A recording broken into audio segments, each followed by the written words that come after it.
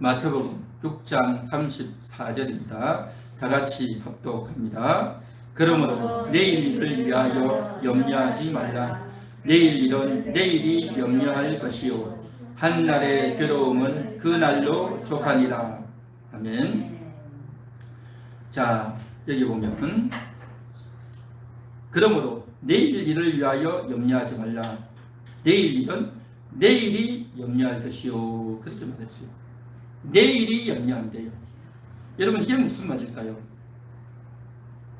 염려한다고 하는 것은 인격적인 존재가 할 수 있는 감정의 표현인 겁니다. 여러분, 꽃이 염려합니까? 산이 염려합니까? 새가 염려하고 물고기가 염려합니까? 그렇진 않아요. 인격적인 존재만이 염려하기도 하고 기뻐하기도 하고. 다시 말해서 인격적인 존재 누구에 있습니까? 하나님, 사람, 천사. 인격적인 존재는요, 이 세 종류입니다. 첫째는 하나님, 예수님 성령 하나님, 그 다음에 사람들, 그 다음에 천사들입니다. 그 외에는 인격적인 존재가 아닙니다. 이 인격적인 존재만이 기뻐하거나 슬퍼하거나 즐거워하거나 염려하거나 이렇게 할 수 있죠. 그런데 내일이 염려한대요. 내일은 인격적인 존재가 아니죠. 어떤 날 아니겠습니까?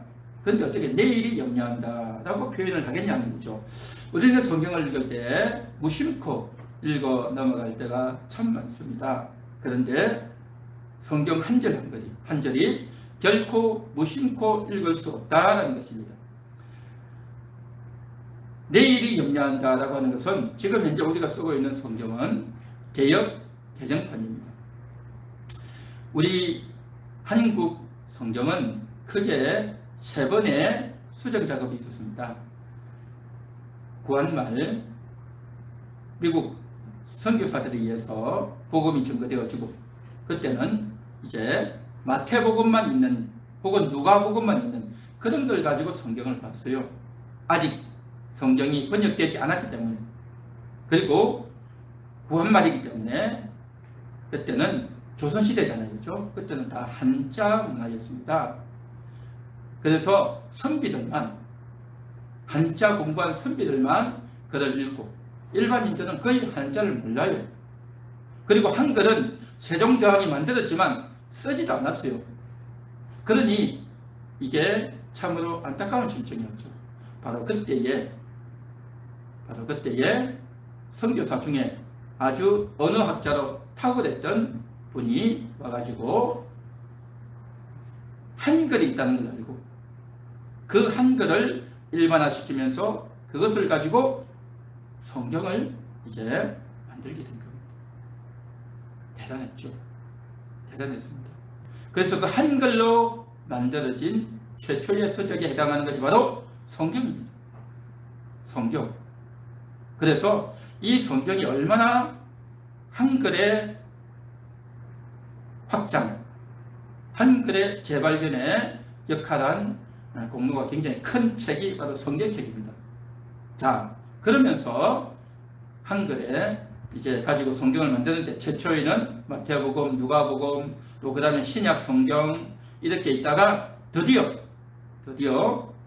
1882년도에 언더우드 아펜셀러 선교사가 제물포항에 들어오면서 복음이 전례가 되어졌죠. 그리고 나서 이제 한 20여 년, 한 30여 년 지나고 나서 1911년에 드디어 신약 성경, 구약 성경이 하나가 되었듯 합본 성경 전서가 만들어진 겁니다. 그러니까 그때 당시만 해도 이것은 굉장한 발전이었죠. 드디어 신구약이 딱 이루어진 겁니다. 한글로 된. 그래서 그것이 바로 한글 성경, 1911년 성경입니다.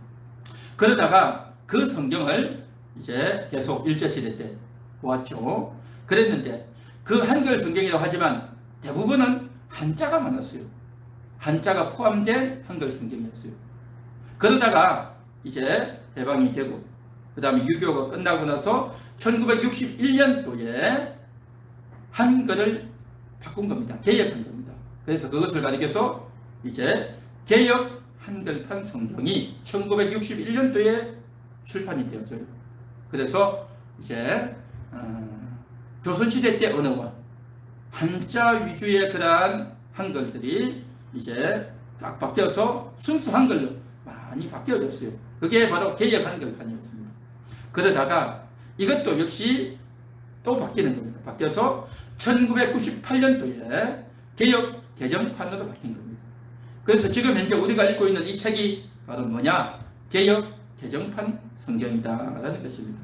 자, 그래서 개역 개정판에서 내일 일은 내일이 염려할 것이요 이렇게 되어 있는 겁니다. 그런데 98년 이전에 있던 개역 한글판에서는 어떻게 되어 있냐면 내일 일은 내일 염려할 것이요 그렇게 되어 있어요. 다르죠? 내일 일은 내일 염려할 것이요 하는 말과 내일 일은 내일이 염려할 것이요 하는 말이 좀 뭐가 다를까요? 이자가 하나 더 들어갔느냐 빠졌느냐 이 차이인 겁니다. 이가 들어갔어요. 그러면 그게 무슨 차이일까요? 큰 차이가 납니다. 내일 일은 내일 염려할 것이요 하면 무슨 말이겠어요? 오늘은 염려하지 말고 내일 염려해라. 내일 무슨 일이 닥칠지 모르지만 내일 염려해라는 거죠. 내일. 다시 말해서 사람들이 인생들이 오늘은 너무 힘드니 오늘 할 것만 연구하고 오늘 할 것만 기도하고 하고 내일 되면 내일 할 것은 내일 염려해라 이 말인 거죠. 그렇죠? 염려하는 주체가 누굽니까? 인간인 거죠. 사람인 겁니다. 이것이 바로 개역 한글판에서의 내용이에요. 그런데 바뀌면서 개역 개정판에서는 내일 일은 내일이 염려하는 거죠. 그러니까 염려하는 주체가 누굽니까? 내일이라는 거죠. 너무 다른 거죠. 너무 다릅니다. 그러면 자 보십시오. 내일이 염려한다? 내일이 뭐냐 말이죠. 내일이 인격체입니까? 조금 생각을 해야 되죠. 그래서 내일이 염려한다라고 하는 말은 뭐냐면 내일을 만드신 하나님이 염려하신다 그런 말인 겁니다. 전 성경에서는 내일 일은 내일 염려하라. 너희의 염려가 오늘 게 너무 많으니 오늘 염려한다고 너무 고생했으니 이제 내일 염려하라. 뭐 그런 의미였을 수 있지 않겠어요? 그런데 이것이 바뀌어져서 내일 일은 내일이 염려한다는 거죠. 하나님이 염려하신다. 걱정을 해도 하나님이 하신다. 너희에게 어떤 일이 생길지 너희에게 필요한 것들 이 모든 것들을 생각하고 염려하고 걱정하고 계획하고 실행하는 그 모든 일 내일을 만드시고 내일을 이끌어 나가시는 하나님이 책임지신다. 그런 말인 줄 믿습니다. 할렐루야. 내일 일은 내일이 염려하십니다. 우리 한번 같이 따라해 볼까요? 내일 일은 내일이 염려합니다. 내일 일은 내일이 염려합니다. 내일 일은 내일 일은 하나님이 염려하신다. 내일 일은 하나님이 책임지신다. 그러한 의미인 줄 믿습니다. 할렐루야. 우리는 인생을 살면서 많이 노력하죠. 돈도 벌어야 되고 일도 해야 되고 사람도 만나야 되고 자기 할 일들이 얼마나 많습니까? 그런데 이 모든 일들 중에서 한마디로 말하면 뭐겠습니까? 흔히 하는 말로 다 먹고 살려고 하는 거겠죠. 다 먹고 살려고 하는 거예요. 돈을 벌어야 되고 일을 해야 되고 하죠. 그래야 먹고 산단 말이죠.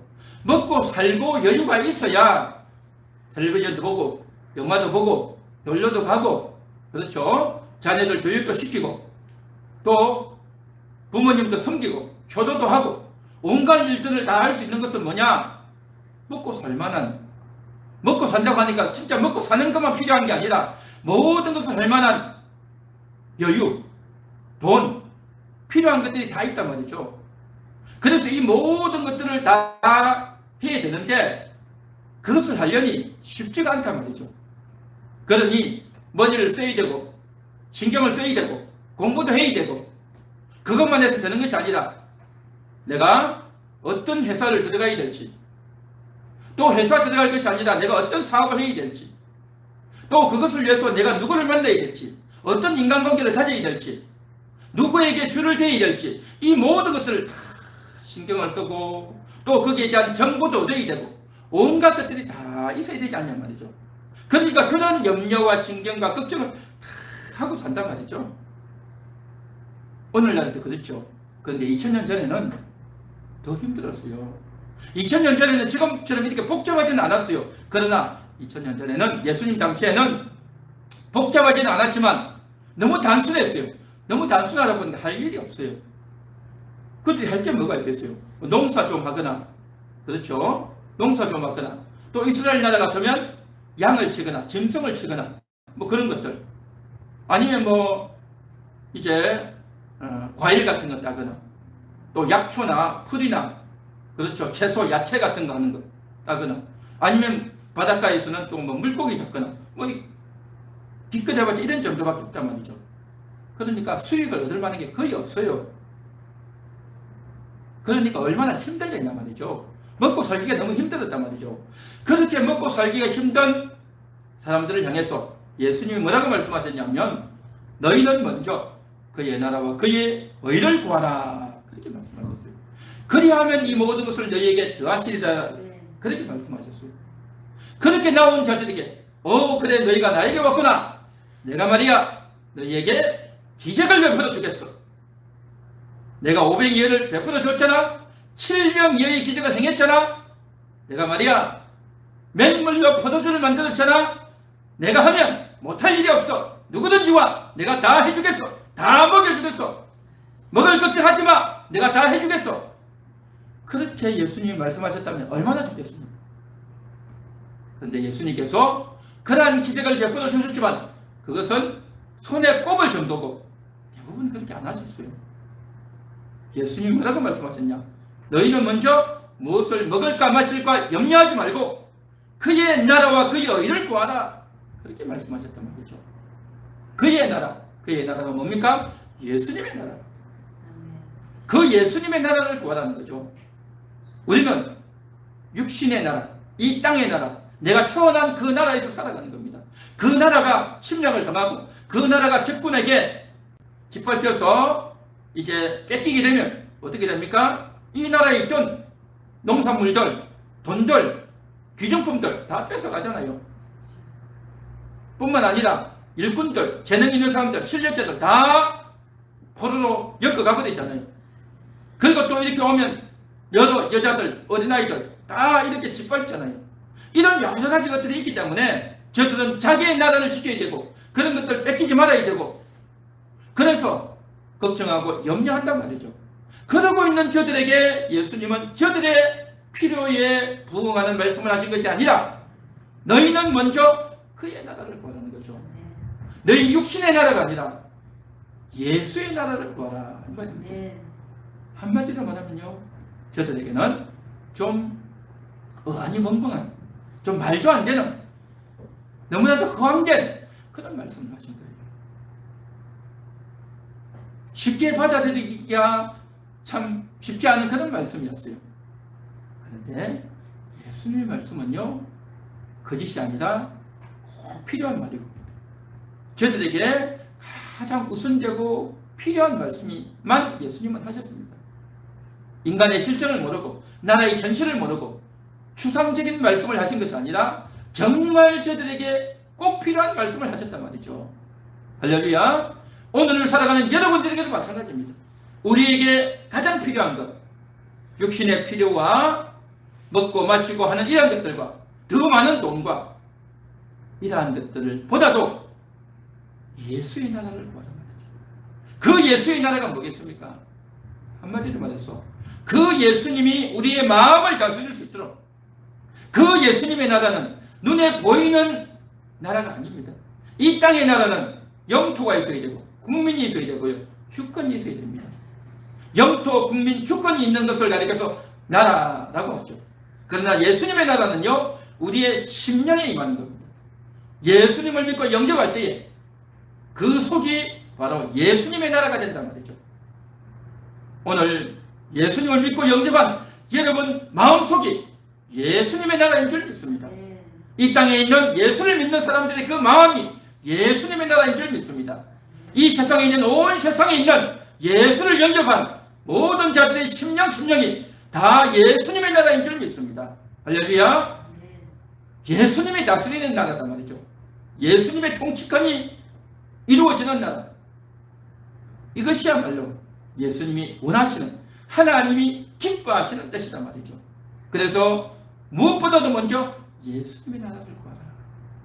그 예수님의 나라를 구하란 말은 뭐냐? 예수님이 나를 다스리도록 예수님의 생각이, 예수님의 말씀이, 예수님의 사랑이, 예수님의 은혜가 나를 다스리도록 하나님, 내 마음을 예수님이 다스려 주세요. 예수님이 나의 주인입니다. 예수님이 나의 왕입니다. 내 마음을 예수님께 내어드립니다. 그렇게 기도하고 그렇게 원하고 그렇게 내어드리란 말이죠. 할렐루야. 이게 바로 예수님의 나라인 겁니다. 그렇게 해서 예수님이 내 마음을 다스려 주시면 어떤 일이 벌어지느냐? 마음이 평안해집니다. 마음이 평안해져요.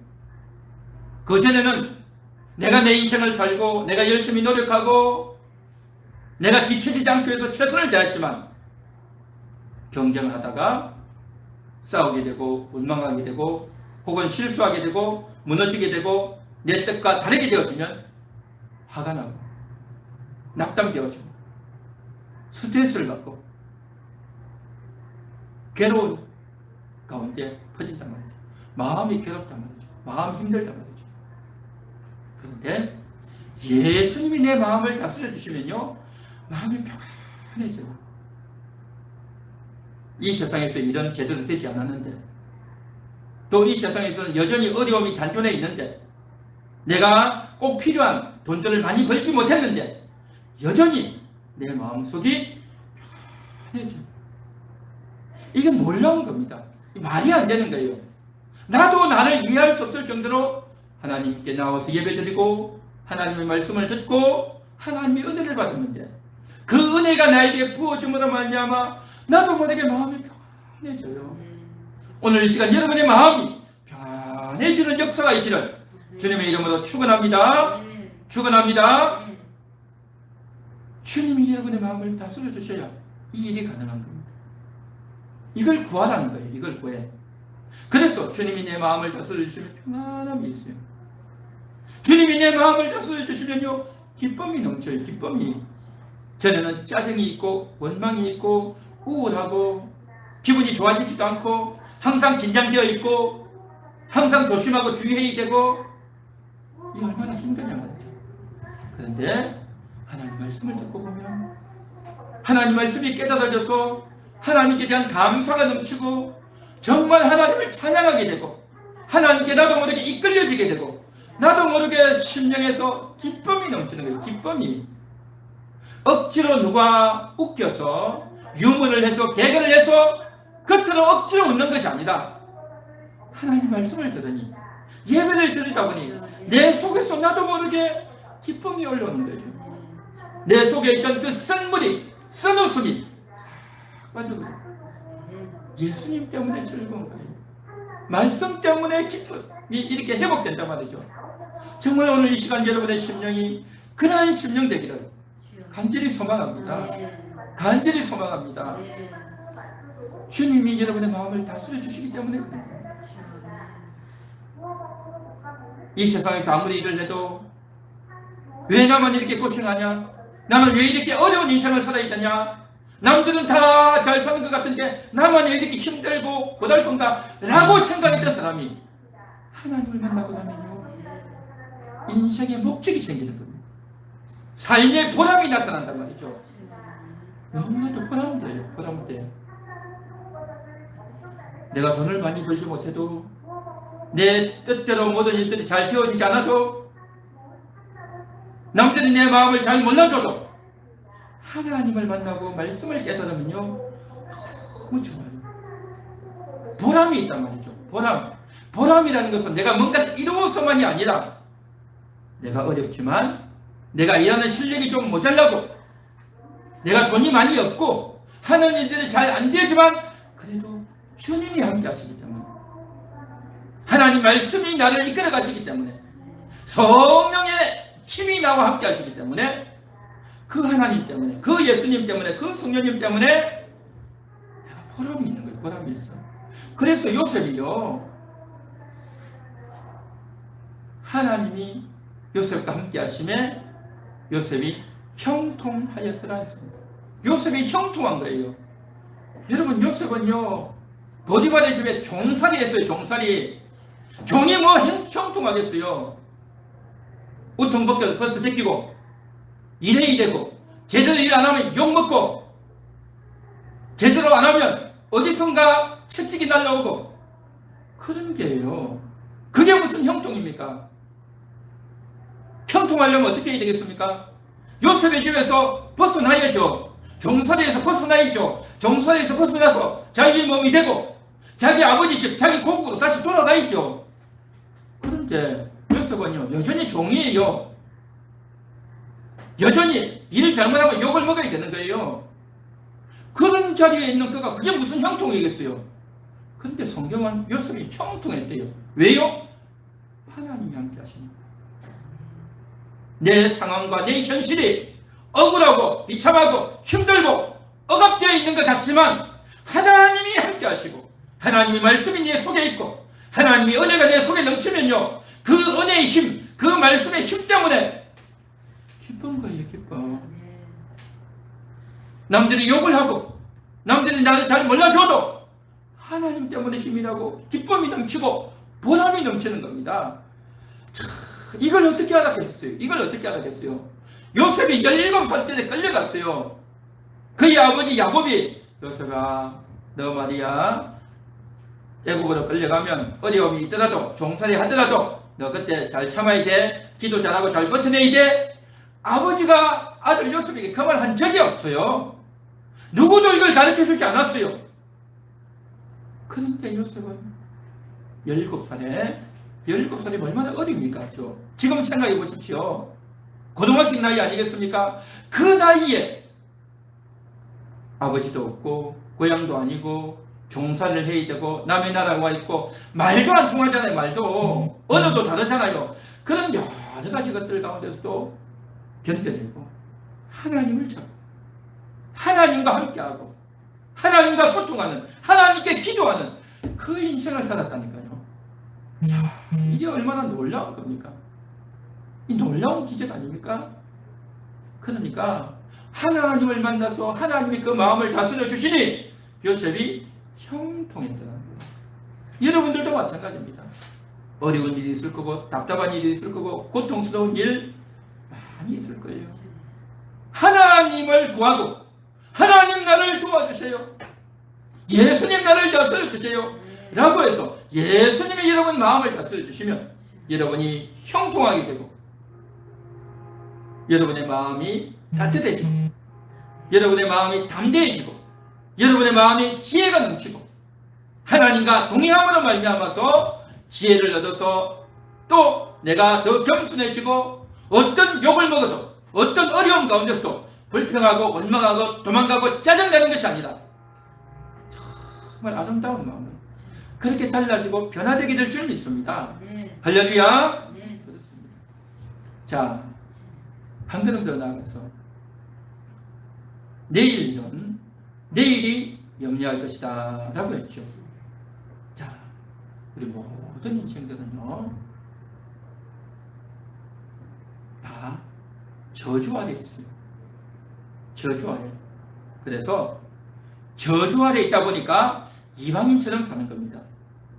우리가 성경을 다 읽지 않았지만 32절에 보면 이는 다 이방인들이 구하는 것이다 이랬어요. 이방인이 뭡니까? 이스라엘 사람 아니면 다 이방인이에요. 그 이방인들, 이스라엘과 이방인들 차이가 뭡니까? 이스라엘은 하나님이 있어요. 하나님을 섬기는 민족이단 말이죠. 율법이 있고 또 제사를 드리는 민족이단 말이죠. 그러나 이스라엘 나라 말고 다른 나라들은요 하나님이 없어요. 율법이 없어요. 제사를 드리지도 않아요. 그냥 그렇게 산단 말이죠.